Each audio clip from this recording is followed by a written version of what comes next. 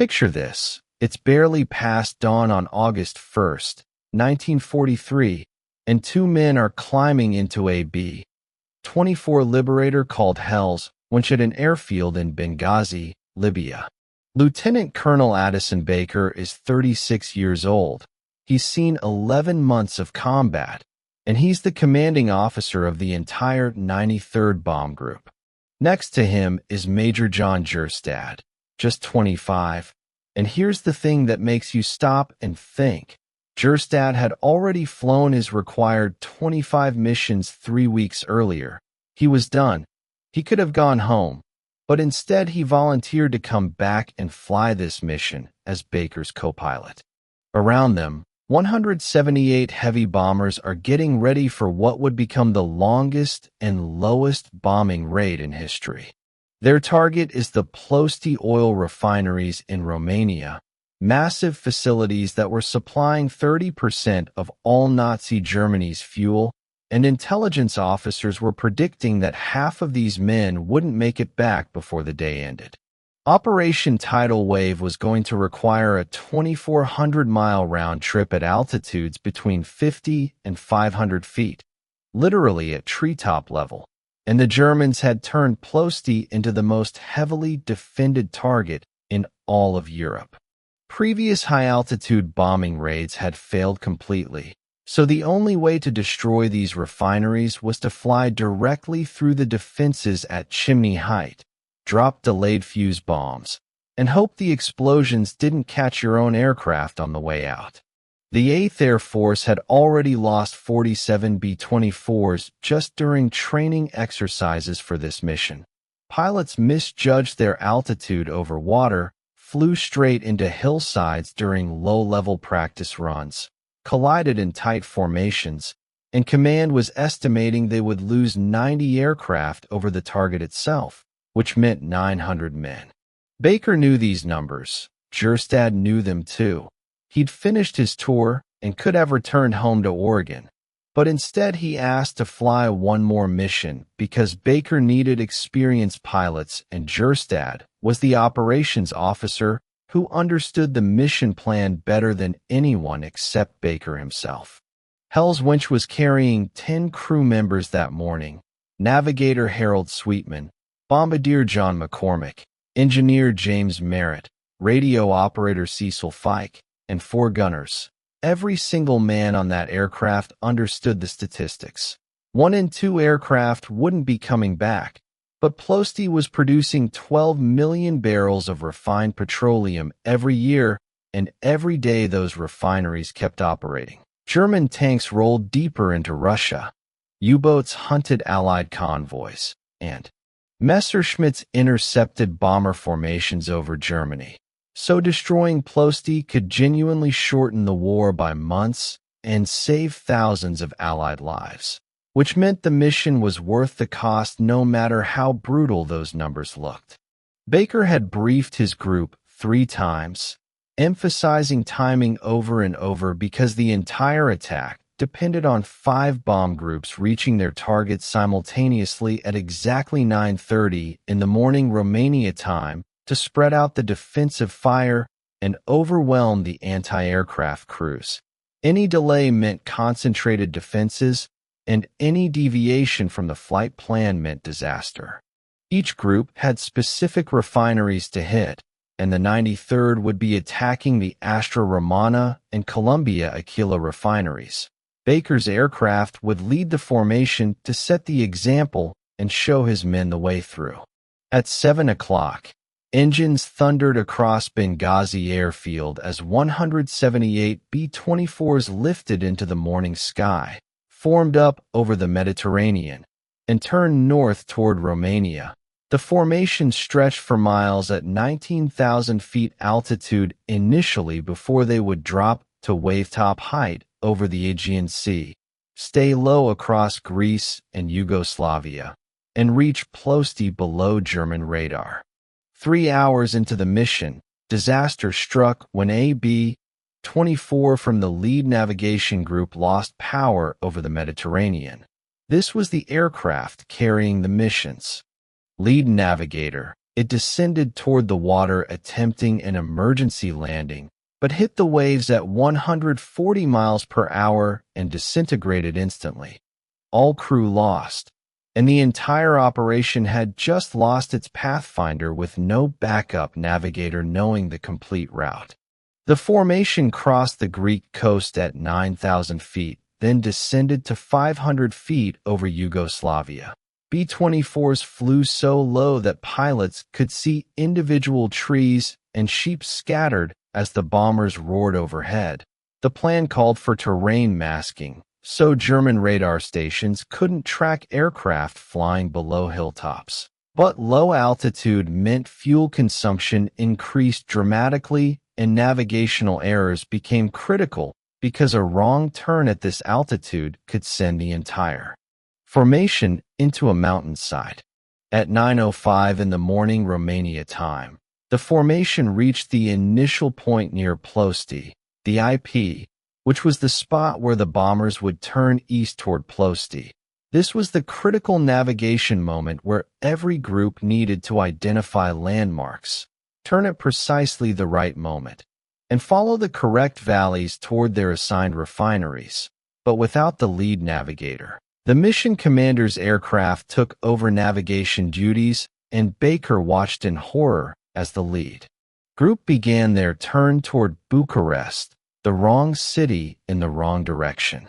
Baker recognized the error immediately because the lead group had mistaken one valley for another, a simple navigational mistake at 500 feet altitude. But Bucharest lay 30 miles southeast of Ploesti, and the lead group was taking 3 bomb groups, over 100 aircraft, away from the target and away from the mission. The entire attack plan was collapsing. Baker grabbed the radio transmitter and tried to contact the mission commander. Radio discipline had been strict throughout the flight, with minimal transmissions because German listening posts were tracking them.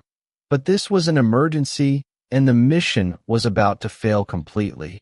Baker called repeatedly, but got no response. Either the lead aircraft wasn't monitoring the frequency, or they couldn't hear through the radio interference because German jamming had started the moment the formation crossed into Romania and static filled the airwaves.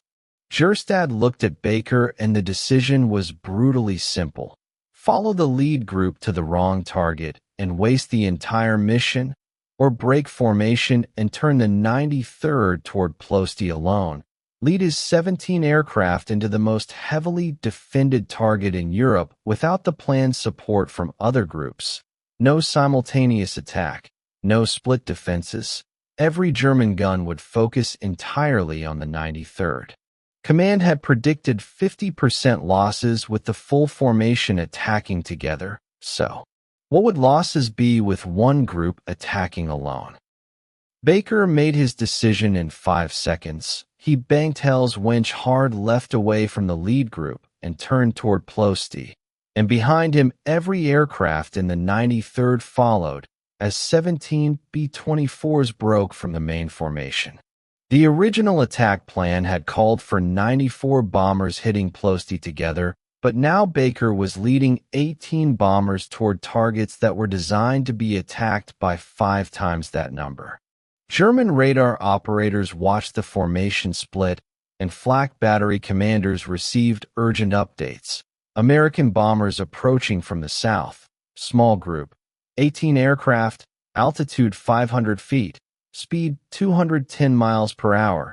And every available gun crew in Ploesti received the same order. Concentrate all fire on this group and stop them before they reach the refineries.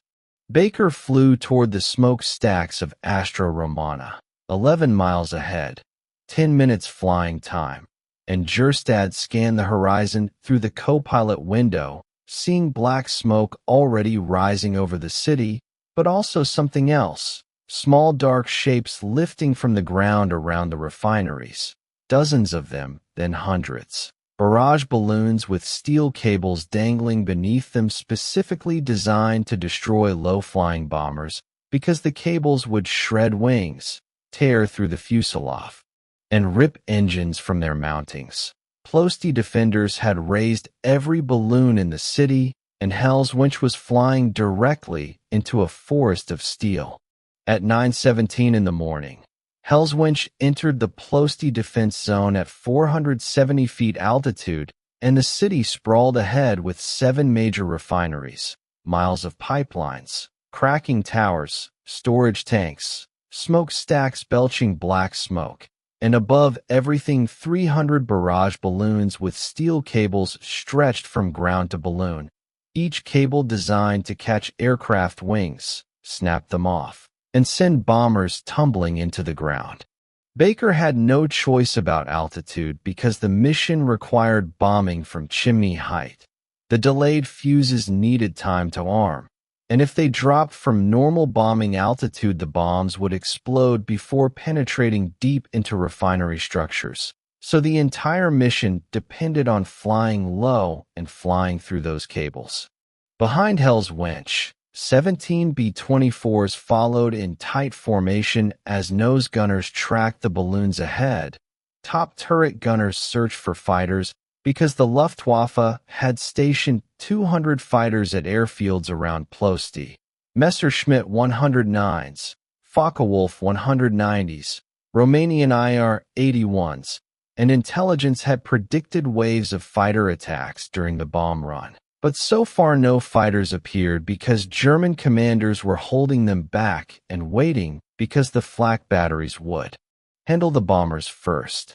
The first 88mm shell exploded 200 feet ahead of Hell's Winch with black smoke and an orange flash as shrapnel sprayed outward. Baker flew through the blast, and the aircraft shuddered violently. Then more explosions erupted across the sky as German gun crews found their range because the Ploesti defenses included 230 flak guns, 88s, anti-aircraft batteries, and machine gun nests on rooftops. Every gun opened fire simultaneously, and the sky filled with tracers, red lines streaking toward the formation and black puffs of exploding shells. The barrage was so dense that pilots couldn't see through it. A balloon cable appeared directly ahead, and Baker yanked the controls left as Hell's Winch banked hard, and the cable passed 20 feet from the right wing. Then another cable appeared to the left, and Baker rolled right, flying through this forest and dodging cables that appeared without warning through the smoke, while Gerstad called out positions: cable high left, cable low right. And Baker flew by pure instinct because the refineries were 3 miles ahead. 3 more minutes, and the formation had to stay together and had to reach the target. An 88 shell detonated beneath Hell's Winch, and the explosion lifted the aircraft 30 feet as shrapnel tore through the belly, punctured fuel tanks, and ripped through hydraulic lines. Red warning lights flashed across the instrument panel. Fuel pressure dropping in number 3 engine, oil temperature rising in number 1. The aircraft was bleeding, but the engines still ran and the controls still responded, so Baker kept flying. 2 miles from target, another barrage balloon appeared ahead, and Baker aimed between 2 cables, calculated the gap at 40 feet clearance on each side. Enough room, and he committed to the path. But then the aircraft jolted hard as the B-24 clipped a cable Baker hadn't seen. The steel wire scraped along the wing leading edge and tore aluminum. The wire caught on the outboard engine nacelle and held, which meant the balloon was now attached to Hell's Winch with 300 pounds of rubber and canvas dragging on the right wing, creating massive asymmetric drag. The aircraft pulled right, and Baker fought the controls, struggling to maintain heading. Another shell exploded, and this one struck directly as an 88mm round hit the right wing root and punched through the fuel tank. Aviation gas sprayed into the engine compartment, where hot metal and sparking electrical systems ignited the mixture instantly. Orange flames erupted from the wing and spread toward the fuselage. Hell's Winch was on fire. 1 mile from target, 60 seconds to the release point. Baker looked down and saw an open field below, flat and clear, perfect for an emergency landing where they could set down safely and the entire crew could survive, or they could continue the bomb run, and Baker kept the nose pointed at Astra Romana refinery. The fire spread across the entire right wing as flames reached back toward the fuselage and the metal skin glowed red. Temperature inside the cockpit climbed and smoke filled the interior. The crew could bail out over this open field, which meant everyone could parachute safely, or Baker could set the aircraft down and execute an emergency landing and everyone could walk away. Mission failed. But 17 B-24s were following directly behind Hell's Winch, and if Baker landed now those aircraft would follow and the entire 93rd would abort and the mission would fail completely. Jerstad knew the calculation. He'd flown 25 missions, survived the odds, and earned his ticket home. But now he sat in a burning bomber with a choice between survival or mission, and he didn't reach for the bailout lever, didn't suggest landing. Instead, he checked the bomb release panel and verified the delayed fuses were armed and prepared for the drop. Baker understood, and they were continuing.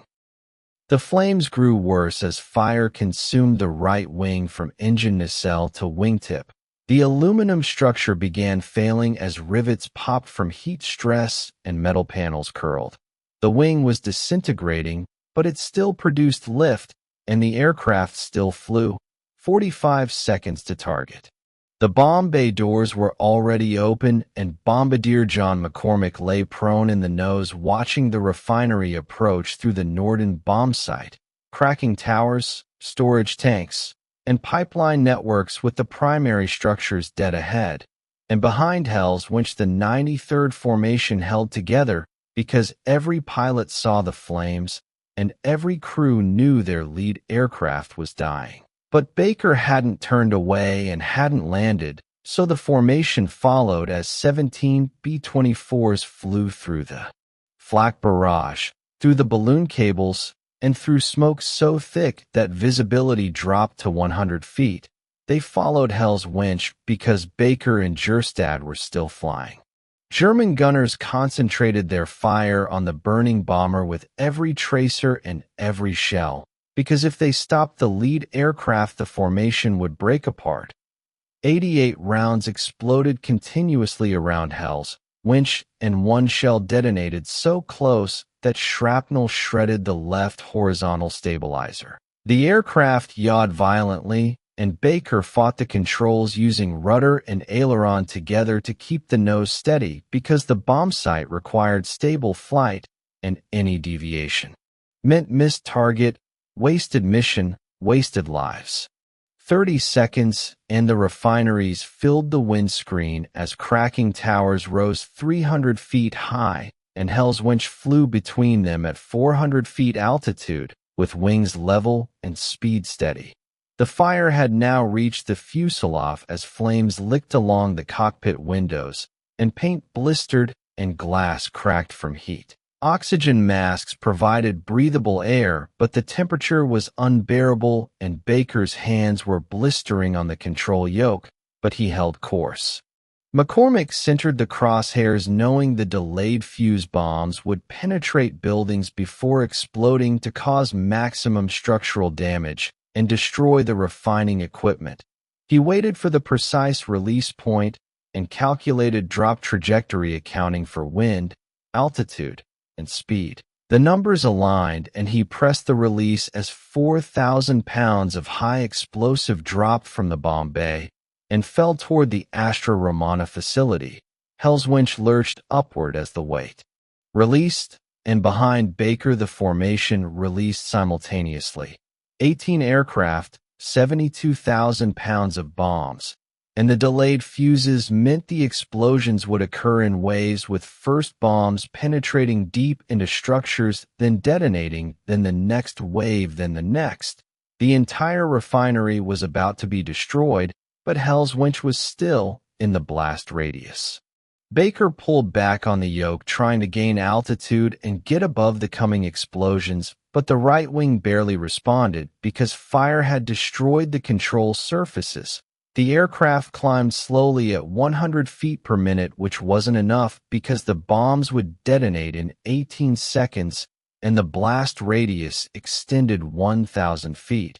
Hell's Winch was 400 feet above ground, 500 feet past the target. Still climbing and still burning, the wing structure was failing as the fire had reached the center fuel tanks, and below them 18 seconds had just expired.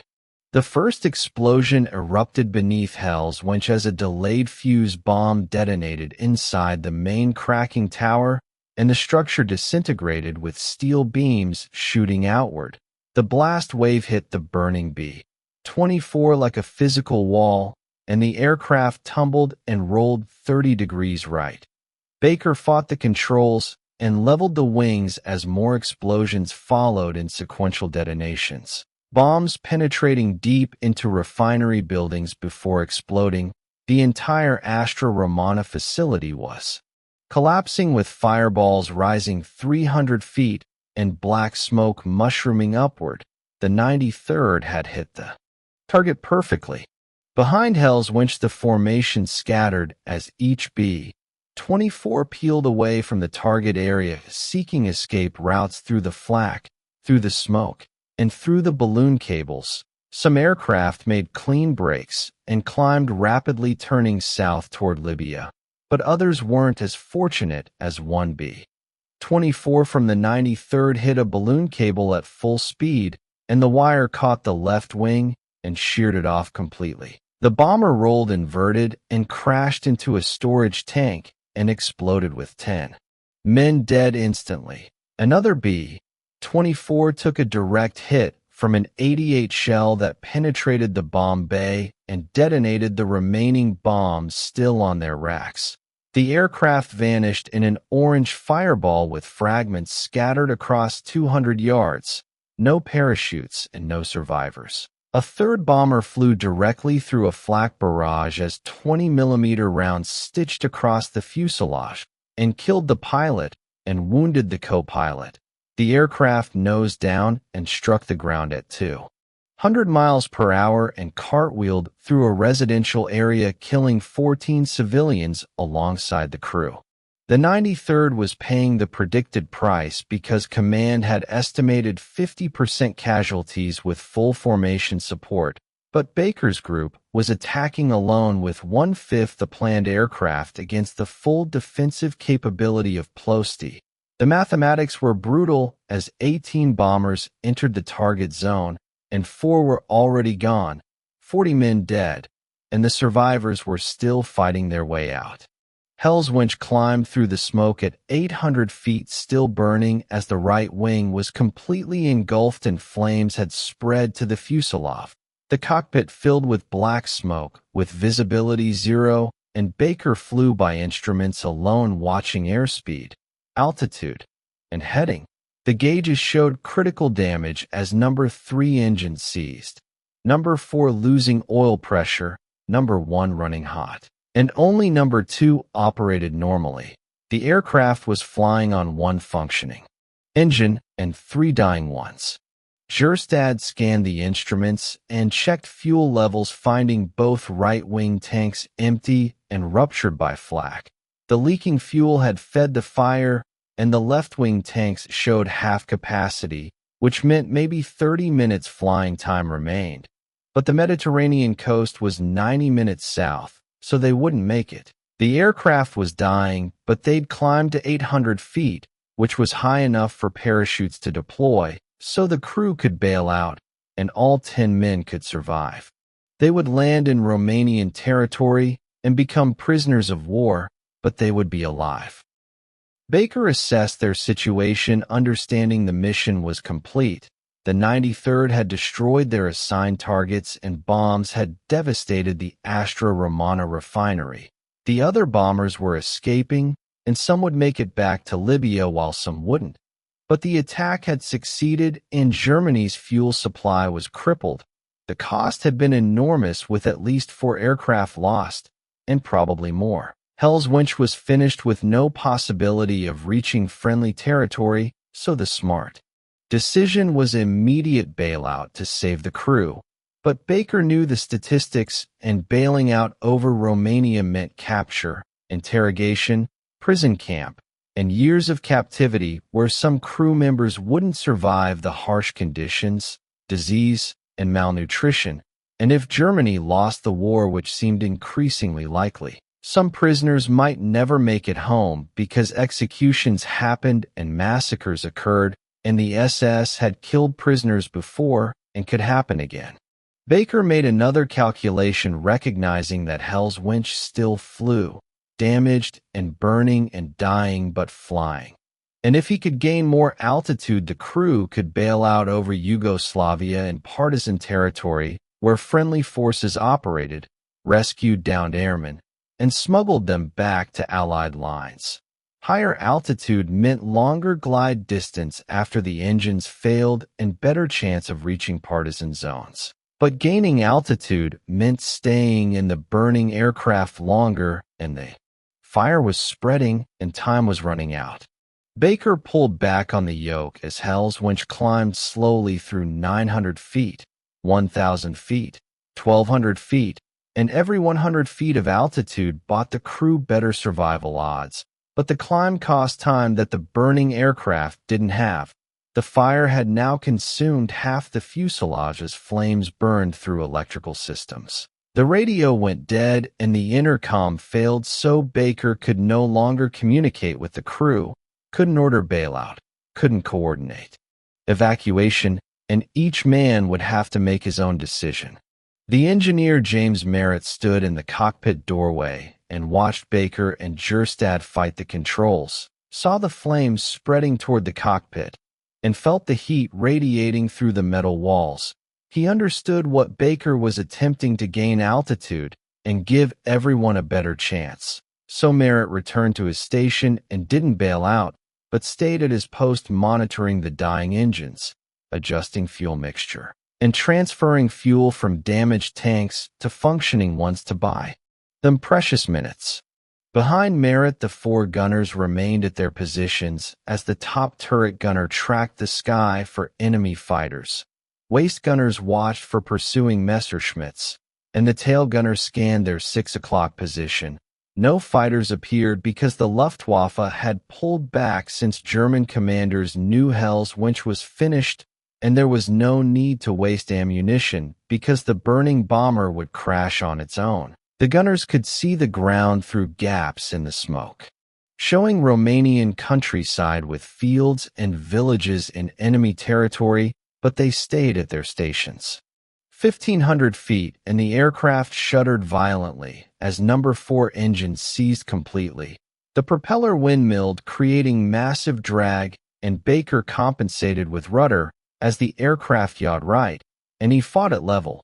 3 engines remained with number 1 running on failing oil pressure, number 2 still good, and number 3 restarted after cooling briefly, but the restart wouldn't last because the engine was damaged and running rough, producing minimal power.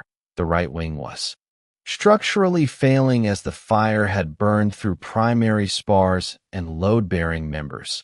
The wing bent upward under aerodynamic stress as metal groaned and rivets popped like gunshots. The wing was folding, and when it failed completely, the aircraft would roll inverted and spin into the ground with no time for bailout, and everyone would die in the crash. Baker needed altitude before that happened and needed to get high enough that when the wing failed, the crew could escape the tumbling aircraft. 1,700 feet, and they were 15 miles south of Ploesti now, still over Romania and still enemy territory, but closer to Yugoslavia. The partisan zones were 40 miles ahead, and if they could maintain altitude for another 10 minutes, they'd reach friendly territory where the crew could bail out safely, get rescued, and return to fight another day. Baker pushed the aircraft harder, demanding performance it couldn't give as the remaining engines screamed and overheated and began failing. Number 1 engine caught fire with a different fire from the wing blaze. This one burned inside the nacelle as engine oil ignited and flames shot from the cowling. The fire spread to number 2 engine, which was the only engine still producing full power. Baker watched his last good engine start to burn, and he had maybe 90 seconds before complete power loss. 90 seconds to gain every possible foot of altitude. So he kept climbing. Bombardier McCormick lay in the nose watching the ground pass beneath and calculated their trajectory. Airspeed dropping, altitude increasing slowly, rate of climb decreasing, and the mathematics were clear that they wouldn't make Yugoslavia because the engines would fail before they crossed the border and the aircraft would crash in Romania. But McCormick didn't move toward the escape hatch and didn't prepare to bail out. He stayed at a station and trusted Baker's judgment. 1,900 feet and number 2 engine died.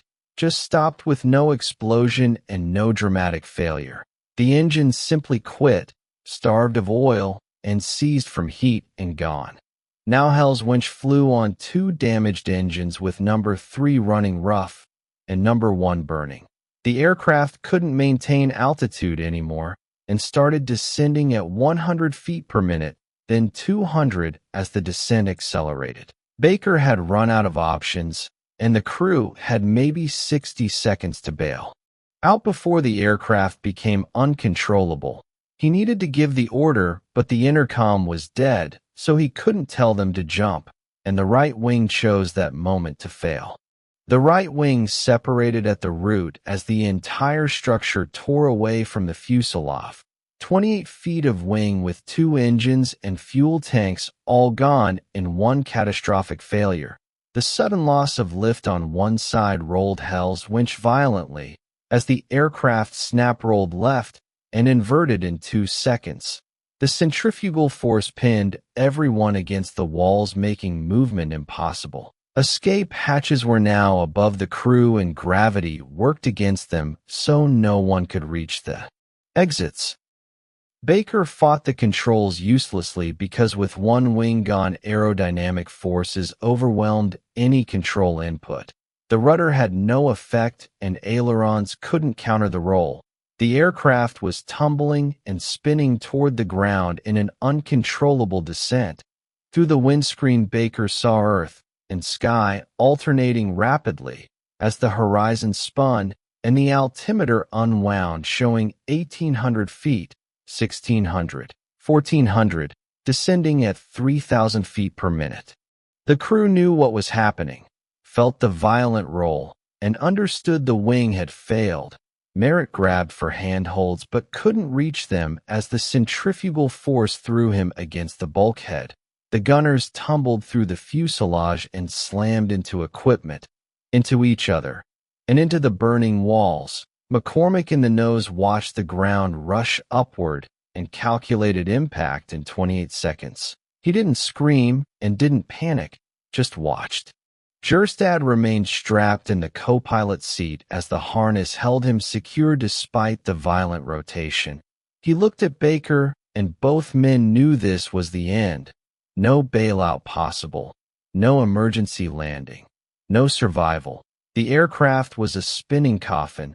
They'd completed the mission and led the 93rd to the target and destroyed the refinery and kept flying when they could have landed safely. They'd made the choice, and this was the consequence. 1,000 feet, and the spin accelerated as aerodynamic forces increased with building airspeed. The aircraft rotated faster at 4 revolutions per second.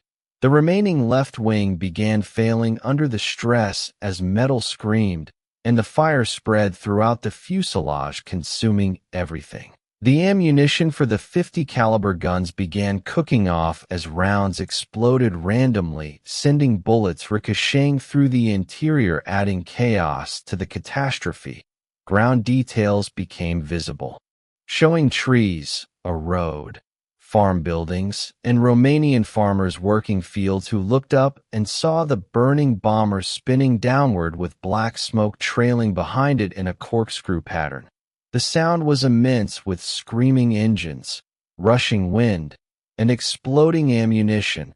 The farmers ran and scattered away from the impact point, knowing what was coming. 600 feet, and Hell's winch completed its final rotation as the nose pointed almost straight down. The remaining engines still ran and still pushed the aircraft faster toward the ground. Baker saw the impact point in a field with bare earth where the aircraft would hit at over 300 miles per hour, and the impact would be instantaneous with no pain and no drawn-out death, just sudden ending. 300 feet, and Jerstad reached across the cockpit and gripped Baker's shoulder in a final gesture of acknowledgement. They'd flown together and made the hard choice together and would die together.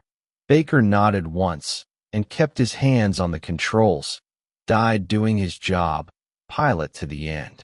Hell's winch struck the earth at 9:47 in the morning Romania time as 30,000 pounds of remaining fuel detonated on impact. The explosion created a crater 15 feet deep and 40 feet across with debris scattered across 200 yards. The aircraft disintegrated completely, and all 10 crew members died instantly. Lieutenant Colonel Addison Baker, Major John Jerstad, Navigator Harold Sweetman, Bombardier John McCormick, Engineer James Merritt, Radio Operator Cecil Fike, and 4 gunners whose bodies were identified by dog tags recovered from the wreckage. The volunteer who didn't have to fly, the commander who led from the front, and 8 men who followed them into hell, gone. Romanian authorities arrived within the hour and recovered what remained. 10 Americans who'd flown 1,500 miles to destroy oil refineries, who'd succeeded, and who'd paid the ultimate price. The bodies were buried in a local cemetery with graves marked by wooden crosses. And the war continued without them, but their mission had changed everything.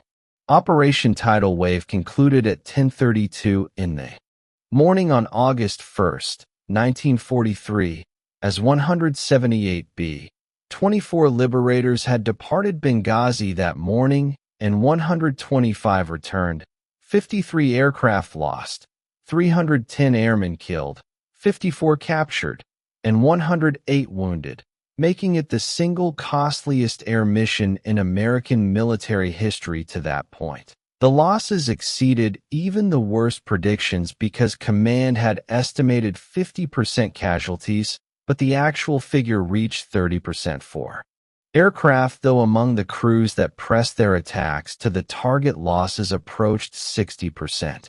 The 93rd Bomb Group paid the heaviest price as Addison Baker led 18 bombers toward Ploesti after breaking formation, and only 11 returned to Libya. 7 aircraft lost, and 70 men dead or missing. But those 18 bombers had destroyed their assigned targets completely, as the Astra Romana refinery was knocked offline for 3 months, and the Columbia Aquila facility remained closed for 6 months. Delayed fuse bombs had penetrated deep into critical equipment as cracking towers collapsed, pipeline networks ruptured, and storage tanks burned for days. German engineers surveyed the damage and reported complete reconstruction would take years. Across Ploesti, the other bomb groups achieved similar results as the refineries that supplied 1/3 of Nazi Germany's fuel were crippled. Daily production dropped from 12 million barrels annually to less than 4 million. The shortfall created immediate problems for German operations as Luftwaffe sortie rates decreased, panzer divisions received reduced fuel allocations, and U-boats spent less time on patrol. The strategic impact rippled throughout the Wehrmacht, and some historians estimate Operation Tidal Wave shortened the war in Europe by 3 months. But the cost haunted military planners because 53 aircraft and 310 men represented brutal mathematics. Command evaluated whether the results justified the losses and whether destroying oil refineries was worth the price in American lives. The debate continued throughout the war, and no clear answer emerged because the oil was crucial and the losses were catastrophic, and both facts remained true. The Medal of Honor citations arrived 6 months later as 5 men received America's highest military decoration for actions during Operation Tidal Wave. More medals of honor than any other single air operation in history.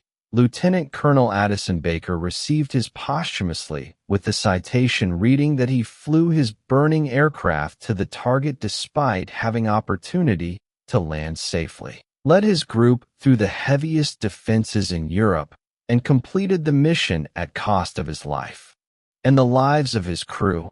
Major John Jerstad received a Medal of Honor posthumously, as well, with the citation noting he volunteered for the mission after completing his required tour, served as Baker's co-pilot, remained at his post in the burning aircraft, made the choice to continue when survival was possible, and died completing the mission. He was 25 years old and had finished his war and could have gone home to Oregon, but instead flew one more mission and never returned.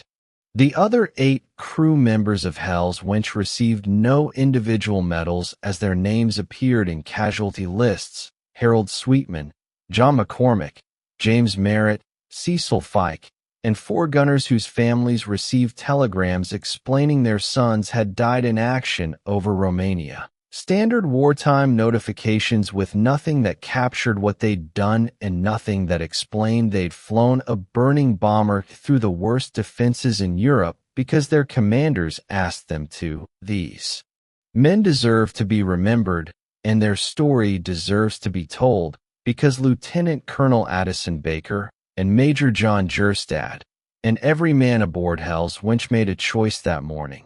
They chose the mission over survival. They chose their brothers following behind over their own lives, and they paid the ultimate price to complete a mission they knew might change the course of the war. That's the story of Operation Tidal Wave, and that's the story of Hell's Winch and the 10 men who flew her into history.